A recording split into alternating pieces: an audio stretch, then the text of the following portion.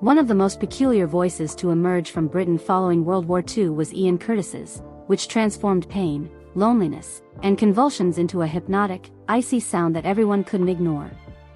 If you just think of Ian Curtis as the author of Love Will Tear Us Apart and the frontman of the cult band Joy Division, you're missing out on a story more poignant and lovely than any song he ever wrote.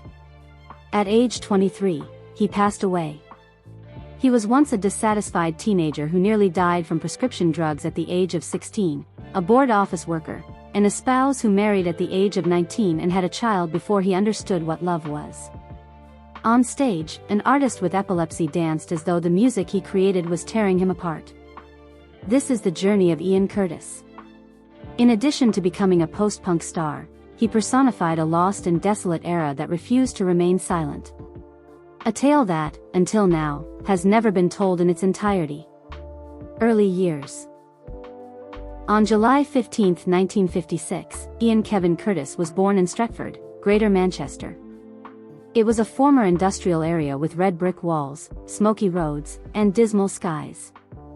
If you're enjoying this video, don't forget to like, share it with your friends, and subscribe to the channel for more amazing content. And hit the bell icon so you never miss an update. Now, back to the topic. What we were talking about was, at a very young age, his family relocated to Macclesfield.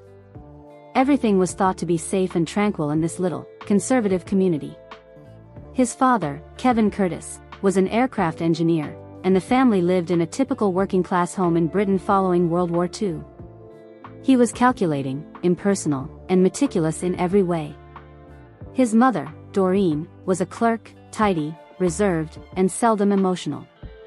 People's emotions were frequently viewed as harsh or imaginary when they were present, especially children. Even as a child, Ian was never like other children. He never made friends and had no interest in humor or sports. Instead, he preferred reading books by himself, particularly ancient and poetic works. He read all of Wordsworth's poetry on loneliness, death, and self-discovery because he loved them. He developed a strong interest in existential philosophy and the idea that existence has no purpose as he grew older. By the time he was 14 or 15, Ian frequently discussed death in a detached, rational manner. He approached it as though it were a topic to research rather than something to be scared of. The first indication of trouble came when she turned 16. Ian used too many prescription medications for anxiety and headaches, which forced him to visit the hospital. To preserve his life, his stomach had to be pumped. According to his relatives, it was an error. However, some who knew Ian well disagreed. They were aware that it was the initial transgression, a test at the end, and a means of determining whether or not others genuinely cared about his survival.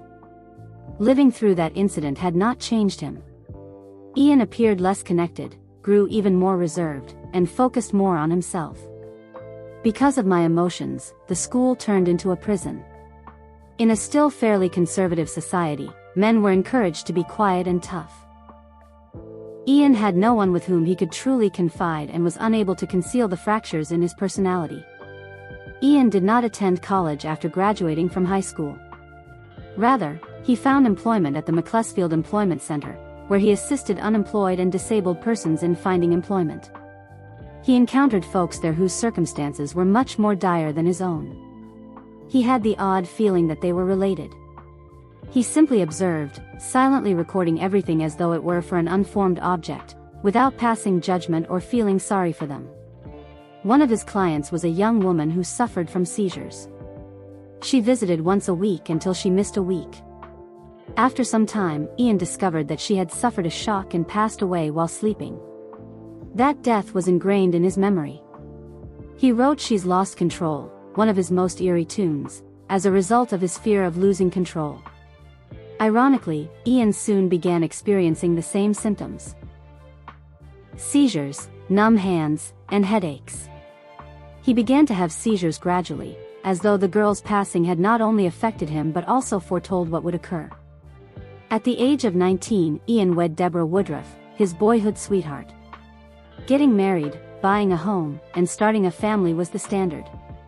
We were both upset, but neither of us was mature enough to realize that we were stuck, as Deborah would later remark, "We got married too young." Despite their emotional paralysis, disappointment, and depression, they signed the mortgage documents. They ought to have continued to hope at that age. By then, Ian wasn't earning a living as a singer. There, he was able to say things that he couldn't say in person. It resembled an escape more. He was unaware that the thing would save his life before killing him. In the summer of 1976, the Sex Pistols made their debut in a packed Lesser Free Trade Hall in Manchester. Amidst the crowds, 3 young men stood to observe. Peter Hook, who later played bass for Joy Division, was one of those members. Another was Bernard Sumner. He would go on to play both piano and guitar for the group. And the third was Ian Curtis. Wearing a dark coat with the word "hate" emblazoned on the back, he stood in a pitch-black location. That night, it was more than just a show. The cultural eruption was enormous. Manchester's weary music scene was rocked by a shockwave. Instead of the dull routines and shiny, polished sounds of the mainstream, young people without jobs in this city were searching for something new. Immediately following the performance, Hook received £35 from his mother to purchase his first bass. Sumner purchased a guitar. Tara Mason played drums in the band they formed. The only thing they lacked was a voice. They posted a request for a singer on the door of the Virgin Records store nearby. Ian Curtis, who knew someone from the local punk movement, arrived shortly after and immediately joined. He was chosen only because he was present, not because of his abilities. Sumner subsequently remarked, "We didn't need someone good, we were in need of a companion." Ian owned that. They were originally known as Warsaw, after the song Warsaw by David Bowie from the album Low. They performed angry, fast-paced, 3-note raw punk. Though the music remained straightforward, things soon altered because Ian wrote words that were unique. Ian wrote about death, emptiness, terror, domination, and the ghosts that haunt our brains, while many punk bands sang about politics, sex, or street protests. In order to avoid being mistaken for another band of the same name, they changed their name to Joy Division in 1978 after a few early performances and unpolished recordings. The novel House of Dolls, which describes a home where Nazi soldiers employed Jewish prisoners as slave labor, is the source of the Joy Division's new moniker, which sounds joyful despite its somber origins. When the cover of their debut EP, An Ideal for Living, featured a boy wearing a Hitler Youth uniform and banging a drum, the name sparked a lot of controversy. People claimed to defend fascism, but in reality, they made a chilly, defiant artistic statement. Joy Division was a young band and had little technological skills. They were clueless about how to write songs professionally. Until he found the appropriate chord, he would play a few more. Ian would sit silently and compose things, acting as a sort of translator, while Hook would play the bass and Morris the drums.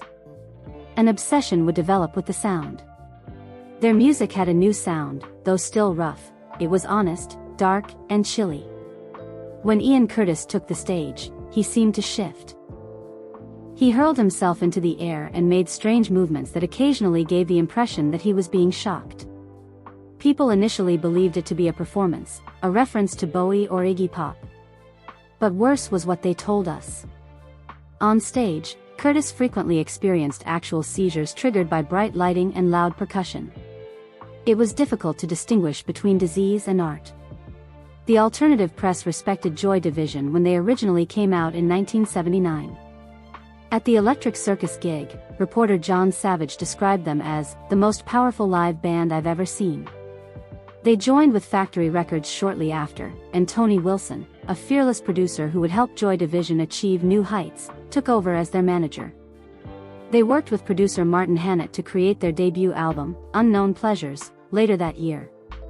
Using ambient, delay, and other noises, Hannett went for a more sophisticated approach than punk. There's noise, loud noises, and floating synths.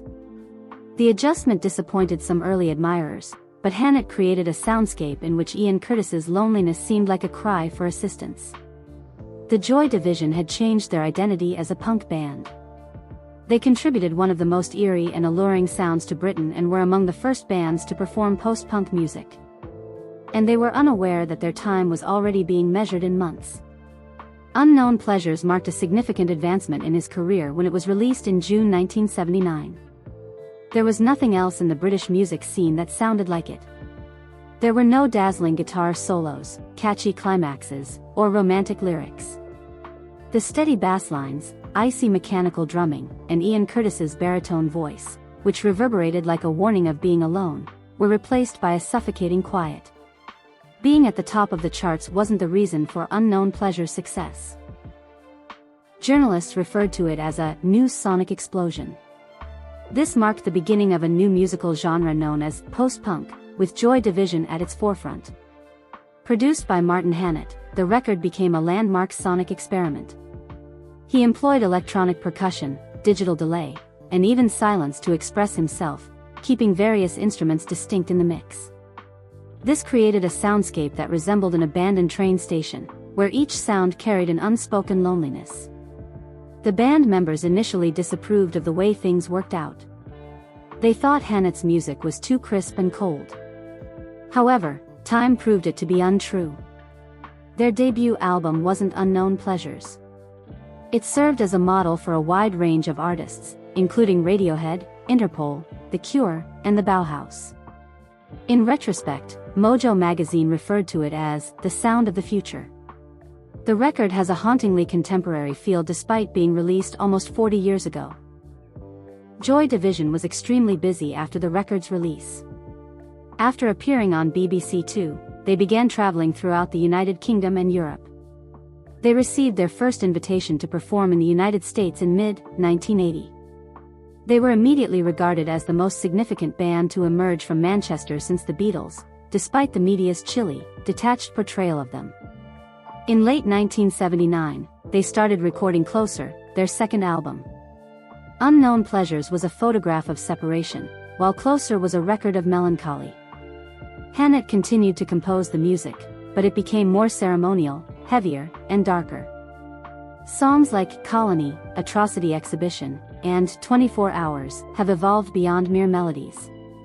They were gloomy, empty, broken sound structures, as the record's title implies. One of the most potent tunes of this era was She's Lost Control. Ian's actual experience working with a young woman who had epilepsy served as the basis for it.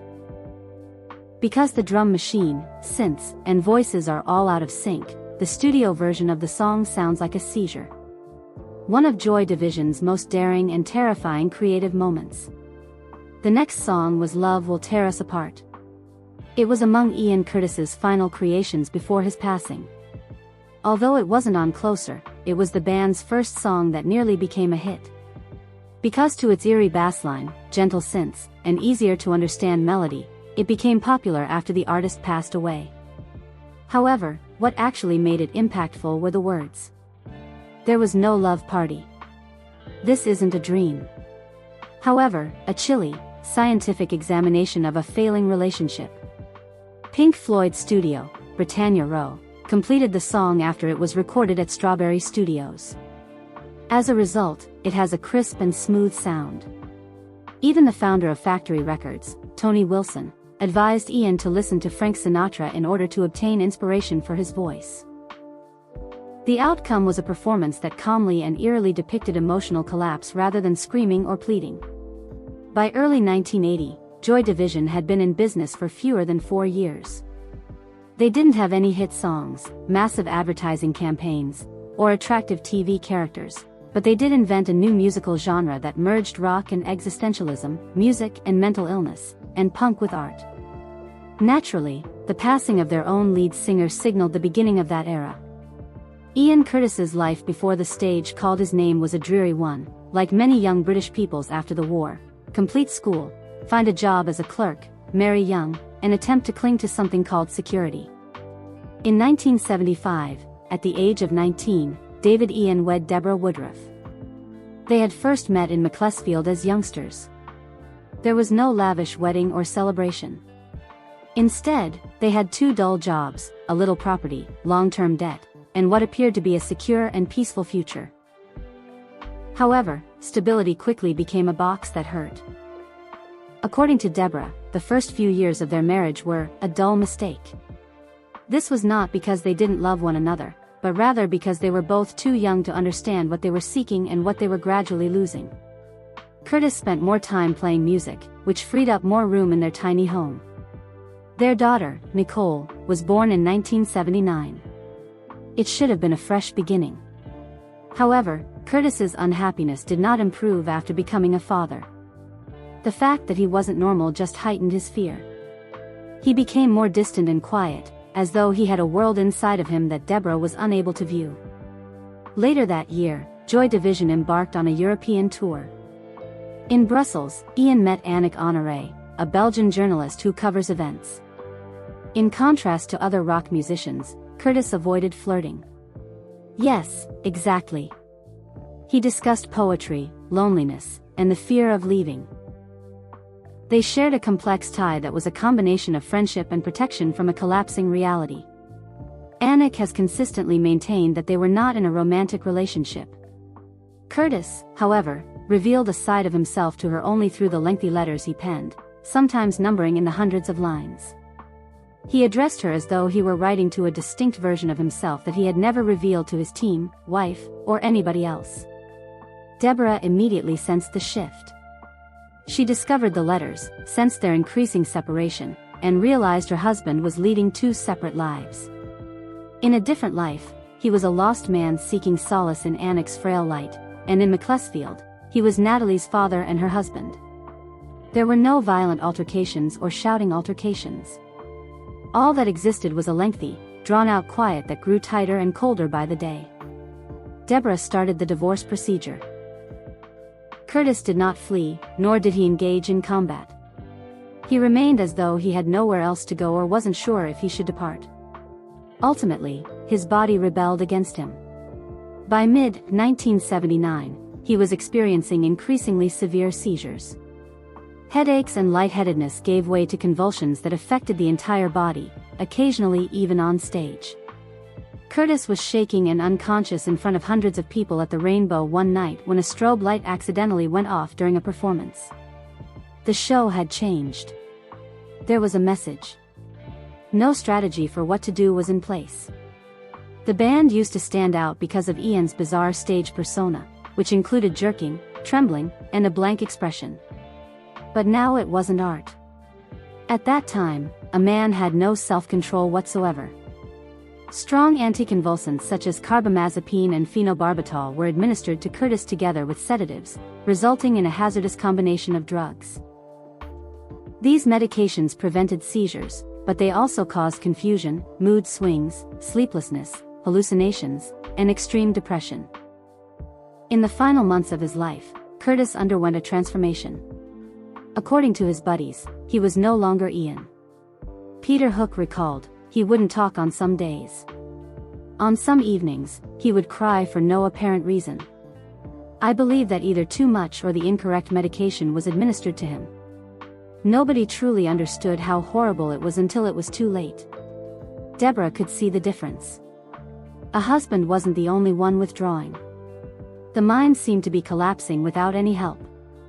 On some times, Curtis would remain up all night without eating or speaking. He would sit motionless in the dark with his head in his hands and eyes that seemed to see through everything when she woke up in the morning. In his journal, he wrote, "I love them both. I'm making things worse, but I don't wish to offend anyone." He became increasingly desperate in his letters to Annick. His compositions for Joy Division seemed to foretell future events, such as losing control or falling in love with an unknowable person. It was more than just a divorce. A mind seemed to be gradually departing from the world. Death in the last years. When 1980 began, Joy Division was on the verge of becoming the most significant post-punk band in Britain. Following the completion of their second album, Closer, dubbed a metaphysical ritual and sound by the underground press, they were preparing for their first tour in the United States. Journey. However, this was a downturn rather than a high for Ian Curtis. A place where bits and pieces of memory, reason, and life began to crumble. Curtis has changed from his former self.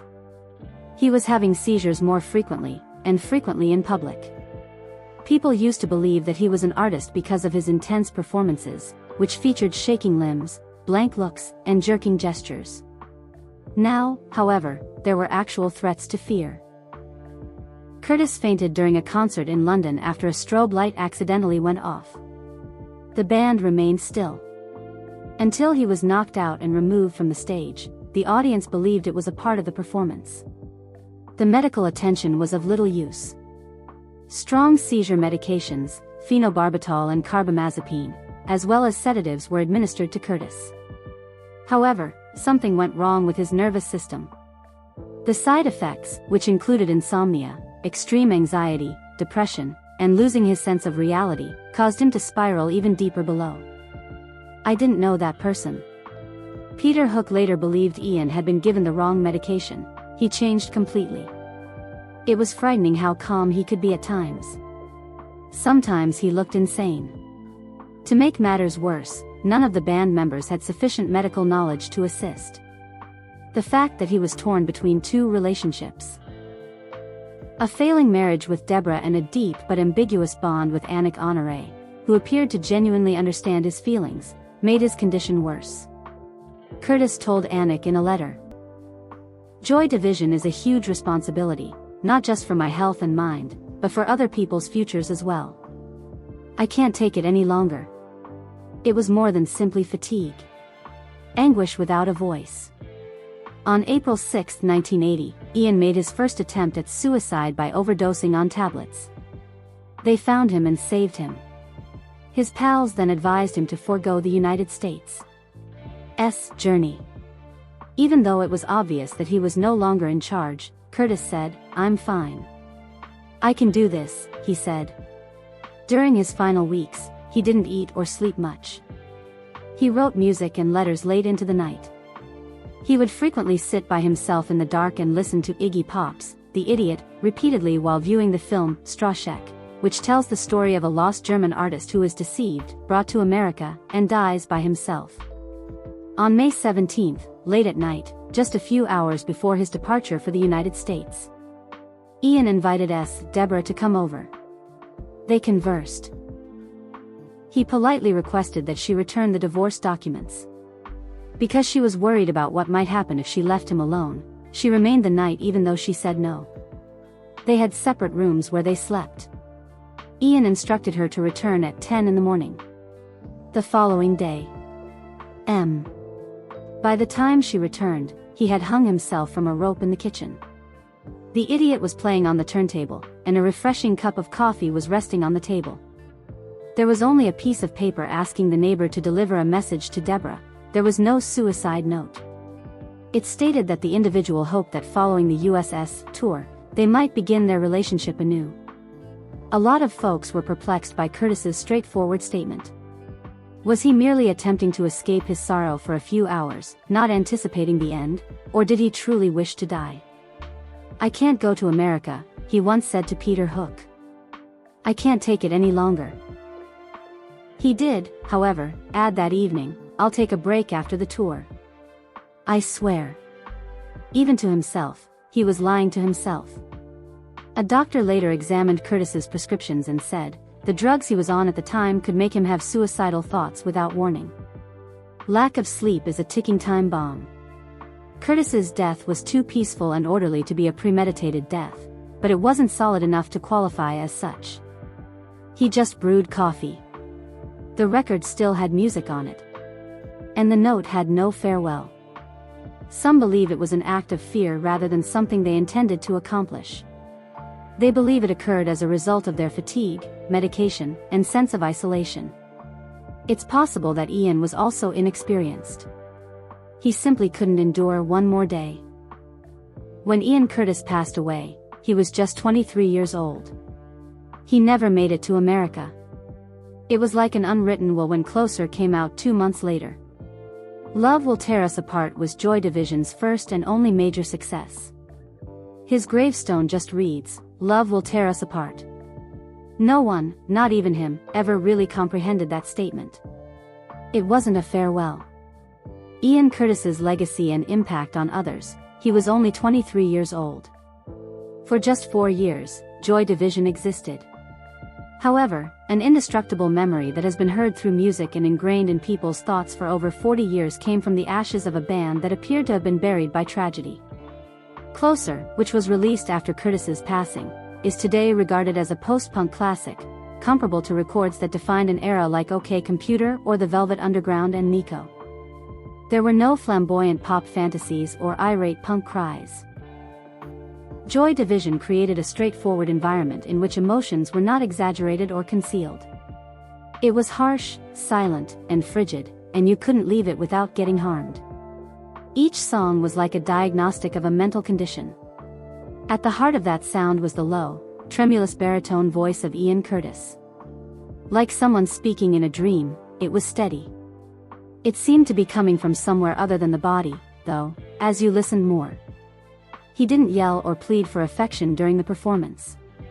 He just spoke about his innermost thoughts, as if he were clinging to what little reason he had left with lyrics while he was caught between a seizure and sleepwalking. Beyond the songs he sung, Curtis had a significant influence on a lot of things. That sound was used to create synthpop and contemporary electronic music when the surviving members of Joy Division formed the band New Order. However, Curtis was never replaced. He served as their spiritual mentor, and his energy persisted in each live performance, song, and discussion. In the years that followed, his influence grew significantly. The Cure, 9 Inch Nails, Interpol, Radiohead, Editors, and Fontaine's D.C. are a few bands that spring to mind. Have all stated that Curtis and Joy Division had a significant influence on their music, enabling them to examine existential anxiety, agony, and remoteness. Ian Curtis became a postmodern cultural icon, a figure for generations lost in the haze of materialism, industrialization, and fractured identities. Trent Reznor reportedly remarked, "Without Ian Curtis, there would be no me." Based on Deborah Curtis's memoirs Touching from a Distance, Anton Corbijn's film Control debuted to overwhelmingly positive reviews worldwide in 2007. In addition to showcasing Curtis, the film demonstrated the debilitating nature of the tension between obligation and the need for autonomy. This sentiment has been experienced by millions of young people, including those who do not listen to music. In Macclesfield, where Curtis was born and raised, visitors still travel from all over the world to see him. Due to issues, a statue erected in his honor was swiftly removed. However, the fact that Curtis cannot be restricted only strengthened that fact. He never gained enough notoriety or coolness to be purchased and sold. He was a wound, and he was the courageous one who let others see it. It is unnecessary for people to feel sorry for Ian Curtis. It makes us think of the things we don't say much about. He was a symbol even though he never intended to be one. For everyone who has ever been lost, he became their voice.